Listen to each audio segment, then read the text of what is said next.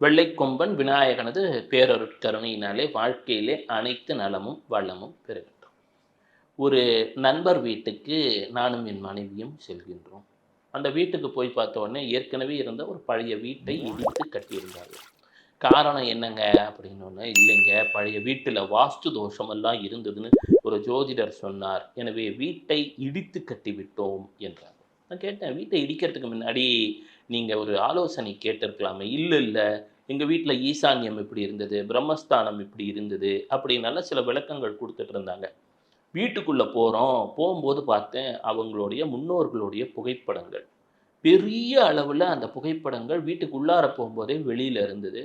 அந்த புகைப்படத்த கீழ ஒரு டப்பா மாரி, அது கீழ சில செருப்பெல்லாம் வைக்கிற மாரியான ஒரு அமைப்புக்கள்லாம் வச்சிருந்தாங்க. நான் யோசித்து விட்டு வீட்டுக்குள்ளே சென்று விட்டு வந்து விட்டேன். சரி அவங்க புதுசா ஏதோ செஞ்சிருக்காங்க. நம்ம ஒண்ணும் தப்பா சொல்லக்கூடாது. அப்படின்ட்டு திரும்பி வந்துட்டேன். வந்த உடனே சில மாதங்களிலே அவர்கள் குடும்பத்திலே ஏதோ ஒரு கருத்து வேறுபாடு ஒவ்வொருத்தரா அந்த வீட்ட விட்டு வெளியேறுறாங்க. அவங்க பசங்கள்லாம் ஒவ்வொருத்தரும் ஒரு தள்ளி இருக்கக்கூடிய இடங்கள்ல போய் தங்கிக்கிறாங்க. கணவன் மனைவிக்குள்ள ஒரு சண்டை சச்சரவு, அலுவலகத்தில ஒரு பிரச்சனை. திருப்பியும் ஜாதகத்த எடுத்துட்டு போறாங்க. ஜாதகம் நல்லா தான் இருக்கு. சரி வீட்டு வாஸ்து அது இடிக்கப்பட்டு அது நீட்டா பெர்ஃபெக்ட்டா வாஸ்துப்படி தான் கட்டியிருக்காங்க. இது ஒரு முதல் சம்பவம். அதேபோல இதுவும் மற்றொரு சம்பவம். ஒரு நண்பர் ஒருவர் இருக்கிறார். அவர் வந்து திடீர்னு என்ன பார்க்க வராங்க. அவங்க பையனுக்கு வந்து ஒரு ஆக்சிடென்ட்ல ஒரு பெரிய விபத்து ஏற்பட்டிருந்தது அப்படின்னாங்க. நான் கேட்டேன், "வீட்ட ஏதான இடிச்சீங்களா சார்?" அப்படின்னேன். 6 மாசம் முன்னாடி வாஸ்து சரியில்லன்னு சொல்லிட்டு வீட்ட இடிச்சேன் சார். சரி பண்ணேன். பழைய வீடு. பாருங்க, இந்த வரைபடமெல்லாம் கூட பக்காவா தான் இருக்கு. எப்படி நீங்க திடீர்னு வீட்ட இடிச்சீங்களான்னு சம்மந்தமே இல்லாம கேட்டீங்களே, ஏன்? அப்படின்னாரு. இல்ல. வீட்டோட புகைப்படத்த காமிங்க அப்டின்னேன். வீட்டிற்குள்ளே அங்கே பார்த்தால் பழைய முன்னோர்களது புகைப்படங்கள் இருந்தன. உடனே சரிங்க சார், நம்ம அப்புறமா அடுத்த வாரம் பேசலாங்க அப்படின்னு சொல்லிட்டு ஒரு ஆலோசனை தந்தேன். இருக்கக்கூடிய பழைய புகைப்படங்களை எடுத்து ஒரு லேப்டாப்லயோ ஏதோ ஒண்ணுல வச்சுருங்களேன். வீட்ல ஏன் இவ்வளவு புகைப்படங்கள் அப்படின்னு.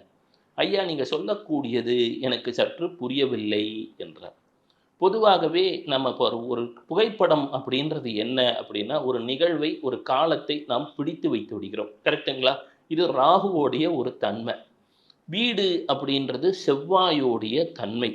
எப்பல்லாம் ஒரு புகைப்படத்தை ஒரு பழைய இறந்த உறுப்பினருடைய புகைப்படத்தை வைக்கின்றோமோ, அவர்களுடைய ஆன்மா அடுத்த நிலைக்கு செல்லாமலும், நம்ம எண்ணங்கள் ஈர்த்து கொண்டும், ஏதோ ஒரு இடைப்பட்ட காலத்துல ஃப்ரீஸ் ஆயிடுவாங்க அப்படின்னு ஒரு கருத்து உண்டு.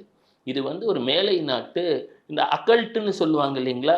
அமானுஷ்யங்களை பற்றி ஆய்வு செய்த ஒரு 100 வருடம் முன்னால் ஆய்வு செய்தவர் மிக பிரபலமானவர். எட்கர் கெய்சி அப்படின்னு நீங்க கூகுள் பண்ணீங்கன்னா வரும்.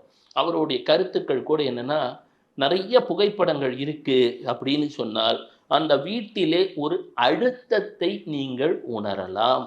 முடிந்த மட்டும் ஒரு அளவுக்கான புகைப்படங்களை மட்டும் வைத்துக் கொண்டால் போதுமானது என்பது ஒரு கருத்து. 2வது இந்த வீட்ட இடிக்கிறேன், வாஸ்துக்காக கட்டிட்டு இடிக்கிறேன் அப்படின்னு சொல்றாங்க பார்த்தீங்களா? அவங்க ஜாதகத்தில் ஏதேனும் ஜாதகத்தில் செவ்வாய் ராகு, செவ்வாய் கேது சம்பந்தப்பட்டிருந்தால், வாஸ்துக்காக வீட்ட இடிச்சுட்டு அதுக்கப்புறம் பிரச்சனை பல மடங்கா பெருசாகக்கூடிய சூழல்கள் உண்டு. எப்பவுமே செவ்வாய் ராகு, செவ்வாய் கேது சம்பந்தப்பட்டிருந்தால், முடிந்த மட்டும் வீட்டை இடித்துவிட்டு கட்டுகிறேன் என்று சொல்லக்கூடியதை ஒரு முறைக்கு இருமுறை யோசித்துக் கொள்ள வேண்டும். காரணம் என்னன்னா, அவங்க ஜாதக ரீதியாவே வாஸ்து தோஷம் என்பது இருக்கும். ஜாதகத்த பொறுத்தமட்டும் உடல், ஜீவன் அப்படின்னு சொல்றோம் இல்லையா? மெட்டீரியல் திங்ஸ், நான் மெட்டீரியல் திங்ஸ்ன்றோம். Living thing, non living thing. அப்ப என்ன ஆகும்னா, ஜடகாரகத்துவத்தை செய்துவிட்டால், இடித்து சரி பண்ணிட்டா, ஜீவகாரகத்துவம் அதாவது ஏதோ உடல்நிலை பாதிப்போ, அல்லது ஏதோ ஒரு சிக்கலை கொண்டு வந்து விடுவதை அனுபவத்திலே உணரலாம். இதுவும் ஒண்ணு இருக்கு. அப்ப சரி, நாங்க அப்ப வீடு வாஸ்துப்படியே கட்டியிருக்கோம். இருந்தாலும் சிலருக்கு பிரச்சனைகள் இருக்கிறது என்றெல்லாம் சொல்லுவார்கள். நீங்க போய் பாருங்களேன், கேட்டட் கம்யூனிட்டில எல்லா வீடுமே வாஸ்துப்படி தான் கட்டியிருக்கோம். எந்த வீடும் வாஸ்து கம்ப்ளையன்ட்ன்னே அது விக்கும் பொழுதே போட்டிருப்பாங்க. சரிங்களா? இப்போ ஒவ்வொரு ஊருக்கும் ஒரு ஜாதகம் இருக்கு அப்படின்னு நம்ம சொல்றோம். உதாரணமா இப்ப குஜராத்னா கும்பராசியில வருது. குஜ்னா செவ்வாயை குறிக்கக்கூடியது, ராத் என்றால் இரவை குறிக்கக்கூடியது, செவ்வாய் கும்பராசி அவிட்ட நட்சத்திரம் என்றெல்லாம் சொல்கின்றோம். இப்போ பவானினா மகரத்துல வருதுன்னு வச்சுக்கோங்க. ஈரோடு அப்படின்னு சொன்னா தனுசு ராசியில வருதுன்னு ஊருக்கு ஒரு ராசி இருக்கு. அப்போ நீங்க கட்டக்கூடிய ஒவ்வொரு வீட்டுக்குமே ராசி நட்சத்திரம்னு ஒண்ணு இருக்கும் தானே! இதுக்குன்னு ஒரு கணக்கு உண்டு. உதாரணமாக நீங்க எடுத்தீங்கன்னு வச்சுக்கோங்களேன், மேஷம், சிம்மம், தனுசு இவை கிழக்கு பகுதிகளை குறிப்பிடும் அப்படின்னுவாங்க. அப்ப கிழக்கு நோக்கிய வீடுகளுக்குன்னு ஒரு ராசி இருக்கும். அதுக்கான ஒரு நட்சத்திரம் இருக்கும். அது உங்க உள்ள இருக்கக்கூடிய நபருக்கு சாதகமாகவோ, அல்லது பாதகமாகவோ, இல்லது சஷ்டாஷ்டகமாகவோ அமைந்து விட்டால் நீங்க என்னத்தான் வாஸ்து பார்த்தாலும், அது ஏதோ ஒரு வகையிலே ஒரு தடங்கலை, ஒரு தயக்கத்தை தந்து கொண்டே இருப்பதை அனுபவத்திலே உணரலாம். இப்ப வீட்டுக்கே அப்படின்னா, உடனே நம்ம வீட்டுக்கு கிரகப்பிரவேசம் பண்ற நாள வச்சு ராசி நட்சத்திரம் கணக்கிடக்கூடாது. நான் சொன்னதைப் போல அந்த திசைகளை வைத்து, அந்த ஊரோடைய ராசிய வச்சு ஒரு கணக்கு இருக்கு. அத வச்சு என்ன பண்ணுவாங்க, இந்த வீட்டுக்கு இந்த ராசி நட்சத்திரம். இந்த ராசி நட்சத்திரம் இந்த ஜாதகருக்கு பொருந்தும், பொருந்தாதுன்னுலாம் ஒரு கணக்கு இருக்கு.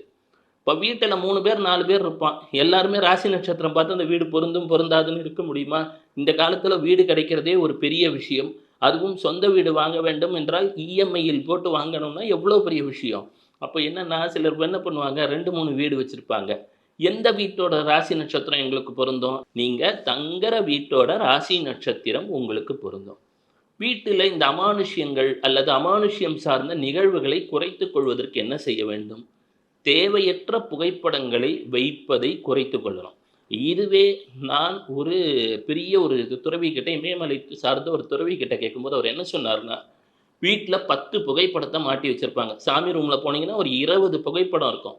ஆனால் பொதுவாகவே பாருங்களேன், ஒரு சாமி ஃபோட்டோவ வச்சுட்டு இன்னொரு சாமி ஃபோட்டோவ வச்சா, மேல இருக்கிற சாமிக்கு கீழ இந்த சாமி படம் வர்றது போல ஆயிடும். அப்ப அவர் காலுக்கு கீழ இவரோட தலை இருப்பதைப் போல மாறிவிடும்.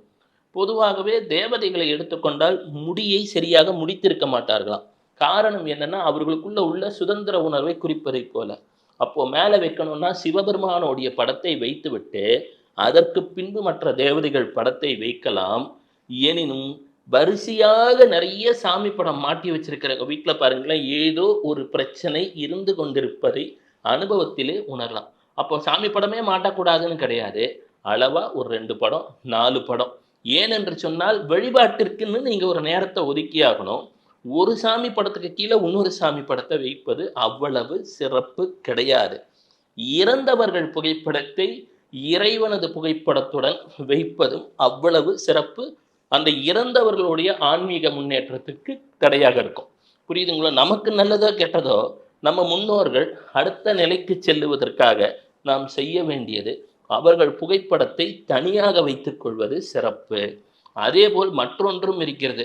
சிலர் வீட்ல பார்த்தீங்கன்னா, வாசல்ல சாமி படம் இருக்கும். பக்கத்திலேயே கீழ செருப்பு இருக்கும். வீட்டுக்குள்ள போவோம். ஒரு கப்போர்ட்ல செருப்புக்களை அடுக்கி வைக்கலாம். நீங்க வீட்டுக்குள்ள போன உடனே உங்கள் கண்களில் படக்கூடிய காட்சி என்பது 2வது இடம். அந்த 2ஆம் இடம் என்பதிலே செருப்புக்கள் சிதறி கிடந்தால் அது சனீஸ்வரரின் பாதிப்பை தரும்.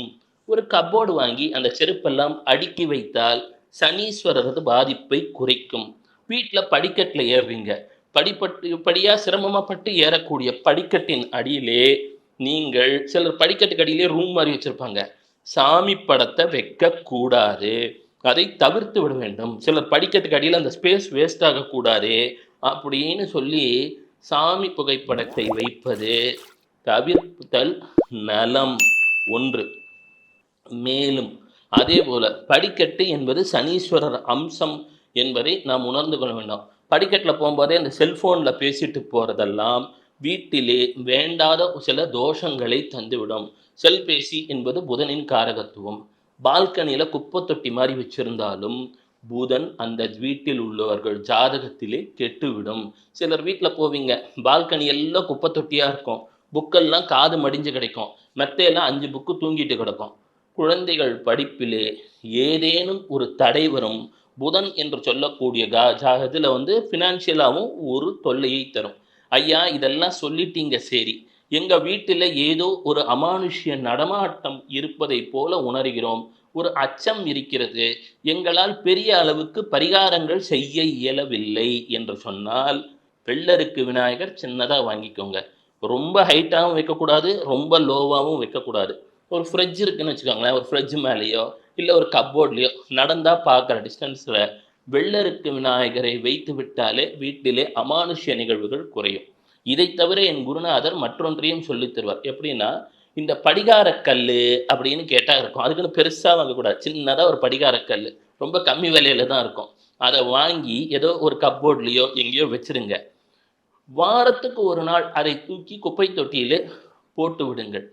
இதுவும் மற்றொன்று. அதேபோல நாம சாம்பிராணி புகையெல்லாம் காட்டுறோம் தெரியுங்களா? அதுல சிறிது சிறியானங்கை பொடியை தூவலாம். சிறிது அதுக்குன்னு ஒரேடியா தூவக்கூடாது. சிறிது தூவி வீட்டிலே தெளித்தாலும் ஒரு நன்மை ஏற்படும். அப்ப அமானுஷ்யம் உண்மையா என்று சொன்னால் அவையெல்லாம் ஓரளவு உண்மைதான். பொய்ன்னு சொன்னா ரூம்ல கேமரா கூட அணையுது. இப்ப என்னன்னா, என்ன பண்ணணும்? சாம்பிராணி புகையிலே சிறிது சிறியானங்கை பொடியை போட்டு அவ்வாறு சென்று விட வேண்டும் என்று நாம் வேண்டிக் கொண்டோம். நம்ம வீட்ல புகை காட்டலாம். இரவு படுக்க போம்போது இப்பல்லாம் என்ன தெரியுங்களா? படுக்க போம்போது மெகா சீரியலு, டிவில என்னென்னமோ பார்க்குறீங்க. அது அமைதியானதா இருக்கட்டும். ரொம்ப வயலன்ஸ் இருக்கிற நிகழ்ச்சிகள் எல்லாம் பார்க்காதீங்க. நம்ம எண்ண அலைகளுக்கு ஈர்க்கக்கூடிய தன்மை உண்டு. நல்லவற்றை பேசுங்கள், நல்லவற்றை கேளுங்கள், நல்லதே நடக்கும். குழந்தைகள்ட்ட தூங்குறதுக்கு முன்னாடி சற்று திருநீரை இட்டுக்கிட்டு, முருகா அப்படின்னு ஏதோ ஒரு வழிபாட்டை செய்துவிட்டு, அவரவருக்கு உரிய தெய்வ வழிபாடுகளை செய்துவிட்டு தூங்குங்கள். தூங்கும் பொழுதே எப்பொழுதும் இறை வழிபாடு என்பது கட்டாயம் இருப்பது நன்மை. காலை எழுந்திருக்கும் பொழுதும், காலை எழுந்திருத்ததும் கைய பார்த்துட்டு, "முருகா இன்னைக்கு நாள் நல்லா இருக்கணும்ப்பா, நெறைய பணம் வரணும்ப்பா, நல்ல ஆரோக்கியமா இருக்கணும்ப்பா, குடும்பத்தில அமைதி நிலவணும், ஐஸ்வர்யம் நிலவ வேண்டும்" என்றெல்லாம் கேட்டு விடுங்கள். அதேபோல எப்பொழுதெல்லாம் நேரம் இருக்கிறதோ, வீட்ல ஏதோ ஒரு நல்ல ஒரு பக்தி பாடல்களை, ஒரு சாண்டிங்கு, ஒரு ஓம் நம சிவாயா, ஓம் சரவண பவாயா, ஏதோ ஒண்ணு வீட்ல தினமும் காலையும், மாலையும் ஒரு 15 நிமிடமாவது ஒலிக்கட்டும். ஒரு காலத்துல நம்ம வாய விட்டு சொல்லணும். ஆனா, இப்பல்லாம் நமக்கு கருவிகளே அந்த மந்திரத்தை சொல்லி விடுகின்றன. அதையெல்லாம் செய்து கொண்டே இருந்தாலே, வீட்டிலே இருக்கக்கூடிய ஒரு நெகட்டிவிட்டி குறையும். அதேபோல அவ்வப்போது வீட்டிலே ஒரு நறுமண புகை கமழட்டும். எப்பவுமே இந்த ஒரு பேட் ஸ்மெல் எல்லாம் இருந்து ஒரு நெகட்டிவிட்டி இருந்துச்சுன்னு வச்சுக்கோங்களேன், நாம் செய்யக்கூடிய வேலையிலே ஒரு தடை, தடங்கல் வரும். அவ்வப்போது வீட்டிலே நல்ல நறுமணம் கமழட்டும். சொற்களை பேசுங்கள். நல்லவற்றை கேளுங்கள். வீட்டிலே இருக்கக்கூடிய வாஸ்து தோஷம் கூட படிப்படியாக அகன்று சந்தோஷமாகும். அருகிலே இருக்கக்கூடிய முருகனது ஆலயத்திற்கு சென்று அவ்வப்போது முருகனுக்கு ஒரு செவ்வரளி மாலை, மயிலுக்கு ஒரு செவ்வரளி மாலை என்று தந்துவிட்டு, முருகனிடம் மனதார "முருகா, முத்துக்குமரா, வடிவேலா, சண்முகா, குஹா, கந்தா, கடம்பா, கார்த்திகேயா, சண்முகத்து வாழ் அரசே, என் அப்பனே, என் ஐயனே, வடிவேலா, பாலகுமரா, முத்துக்குமரா" என்றெல்லாம் வேண்டி வணங்கினாலே, செவ்வாய்க்கு காரகத்துவமாக இருக்கக்கூடிய அந்த அங்காரகனுக்கும் அதிபதியாக இருக்கக்கூடியவர் முருகன். எனவே வீட்டிலுள்ள சகல தோஷங்களும் நீங்கி சந்தோஷத்தை தந்து விடுவார். சிவ சிவ. இந்த வீடியோ உங்களுக்கு பிடிச்சிருந்தா லைக் பண்ணுங்க, ஷேர் பண்ணுங்க, கமெண்ட் பண்ணுங்க. மறக்காம பெல் பட்டனை கிளிக் பண்ணிட்டு பக்தி கஃபே தமிழ் சேனலை சப்ஸ்கிரைப் பண்ணிடுங்க.